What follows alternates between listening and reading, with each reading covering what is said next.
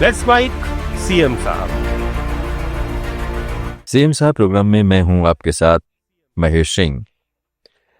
आज पहले बात करते हैं अमृतसर से।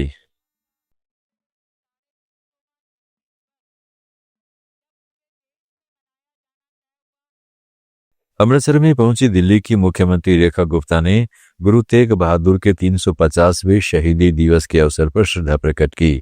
उन्होंने कहा है कि जब पूरे देश में गुरु साहिब की शहादत का 350वां दिवस मनाने का फैसला हुआ, तब दिल्ली में भी, जहां लाल किले पर तेग बहादुर ने अपने प्राण न्यौछावर किए थे, एक भव्य कार्यक्रम आयोजित किया गया।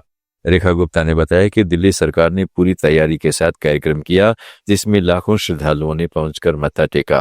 उन्होंने कहा कि कार्यक्रम से पहले कुछ चिंता थी, क्योंकि लाल किले के पास हाल ही में आतंकी हमला हुआ था, लेकिन गुरु महिमा की कृपा से सब कुछ शांति और श्रद्धा के साथ संपन्न हुआ। मुख्यमंत्री ने कहा कि वह अमृतसर आई हैं ताकि गुरु साहिब का धन्यवाद कर सकें, जिन्होंने इस आयोजन को सफल बनाया। बड़ा आयोजन, बड़ा समागम करेंगे और पूरी तैयारी के साथ में दिल्ली सरकार ने, हमारी गुरुद्वारा प्रबंधक कमेटी ने मिल करके एक बड़ा आयोजन दिल्ली में समागम के रूप में किया, जहां लाखों भक्तों ने गुरु साहब के चरणों में आके शीश नवाए।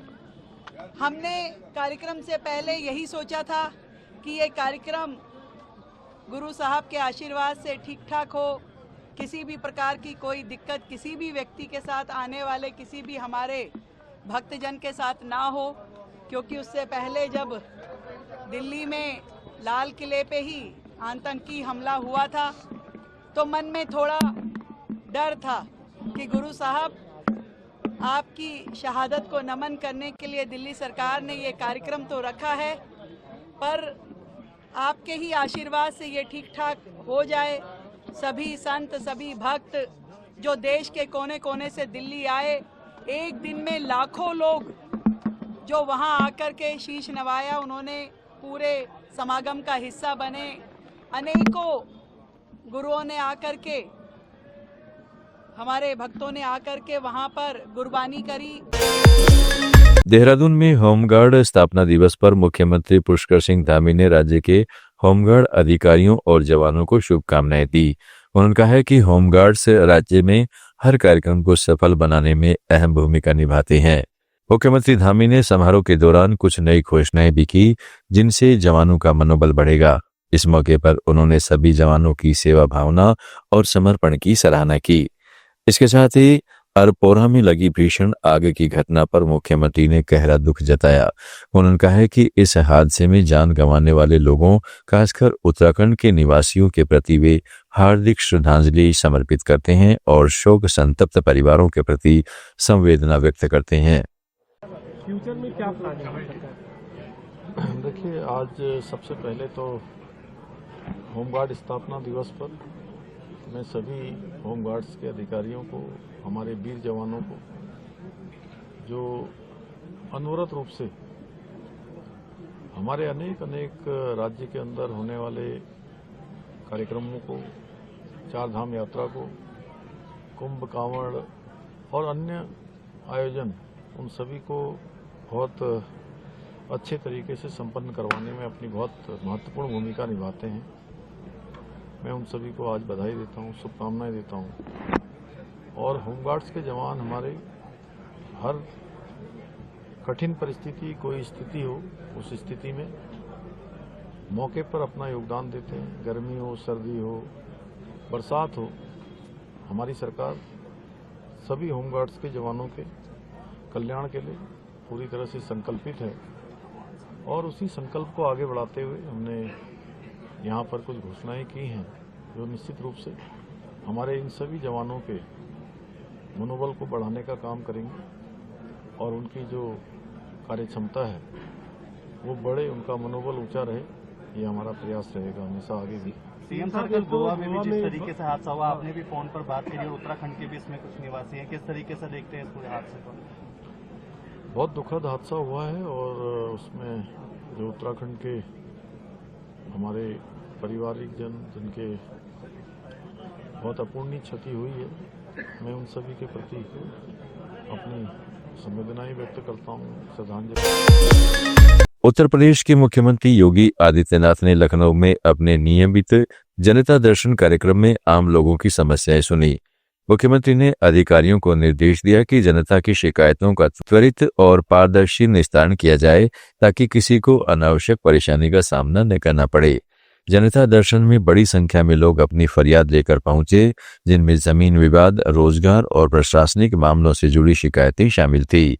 योगी आदित्यनाथ ने प्रत्येक व्यक्ति से संवाद करते हुए भरोसा दिलाया कि उनकी समस्याओं का समाधान प्राथमिकता से किया जाएगा। गुजरात के मुख्यमंत्री भूपेंद्र पटेल ने अहमदाबाद में प्रमुख स्वामी महाराज के आध्यात्मिक नेतृत्व में 75 वर्ष पूरे होने के उपलक्ष्य में आयोजित प्रमुख वर्णी अमृत महोत्सव को संबोधित किया। इस अवसर पर मुख्यमंत्री ने प्रमुख स्वामी महाराज के जीवन से प्रेरणा लेने का आह्वान किया और कहा कि उनका जीवन समाज और राष्ट्र निर्माण के लिए समर्पण का प्रतीक है। समारोह में बड़ी संख्या में साधु संत, श्रद्धालु और गणमान्य लोग शामिल हुए। भूपेंद्र पटेल ने कहा है कि प्रमुख स्वामी महाराज ने अपनी शिक्षाओं से न केवल गुजरात बल्कि पूरे विश्व में शांति, सेवा और सौहार्द का संदेश दिया है। उन्होंने इस समारोह को समाज में आध्यात्मिक एकता का उत्सव बताया। ये गुणों केवी रीते आपणामां उतरे एना माटेनो प्रयत्न हूँ मानु छुं। त्यां सुधी अहींयाथी घणा बधा આજે અહીંયાથી ઘેર જશે ત્યારે આ લઈને જશે કે આ ગુણો આપણા જીવનમાં કેવી રીતે ઉતારી શકાય। ઘણા બધા અહીંયા બેઠેલા એ આ ગુણો અંદર પોતાના જીવનમાં ઉતાર્યા પણ છે। જે સત્સંગી છે, જે અહીંયા રેગ્યુલર આવતા હોય એ બધાના જીવનમાં ધીમે ધીમે આ સેવા ભાવ, આ ગુણો એ એમના સેવા થકી આપણને જોવા મળે। જ્યારે જ્યારે પ્રોગ્રામમાં તમે આવો તો એમાં સેવા કરવાવાળા હરિભક્તો તમે કોઈક દિવસ એમને પૂછો ત્યારે ખબર પડે। અહીંયાથી હમણાં બતાવતા હતા દેશ અને દુનિયાના લોકોએ આ સેવા જોઈ છે અને સેવામાંથી ગુણ પણ જોયા છે કે સહેજ પણ માન વગર સેવા કેવી રીતે થાય એ આપણે હરિભક્તોમાંથી જોવું પડે। અને હરિભક્તોના આ ગુણ ક્યાંથી આયા તો એ આપણે એવું કહી શકાય કે પ્રમુખ સ્વામી महाराज અને એમના સાનિધ્યમાં રહેવાથી અહીંયા ઘણા। त्रिपुरा के मुख्यमंत्री माणिक साह ने अगरतला में ठाकुर अनुकूल चंद्र की 138वीं जयंती के अवसर पर हपनिया सत्संग बिहार में आयोजित धृति भजना उत्सव में शामिल हुए। इस अवसर पर मुख्यमंत्री ने ठाकुर अनुकूल चंद्र के जीवन और उनके उपदेशों को समाज के लिए मार्गदर्शक बताया। उन्होंने कहा कि ठाकुर अनुकूल चंद्र ने हमेशा मानवता, प्रेम और सेवा का संदेश दिया जो आज भी उतना ही प्रासंगिक है। कार्यक्रम में हजारों श्रद्धालुओं ने भाग लिया और भक्ति भाव से ठाकुर को श्रद्धांजलि अर्पित की। मुख्यमंत्री ने इस मौके पर राज्य की जनता के सुख समृद्धि की कामना की।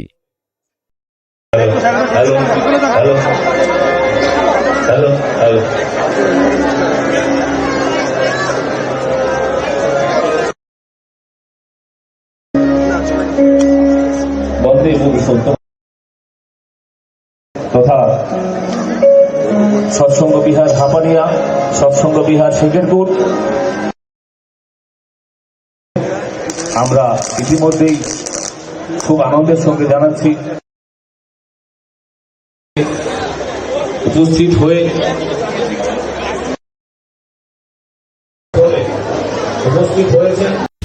आप सुन रहे थे let's mind more than radio. Follow कीजिए हमें हमारे सोशल मीडिया प्लेटफॉर्म्स पर।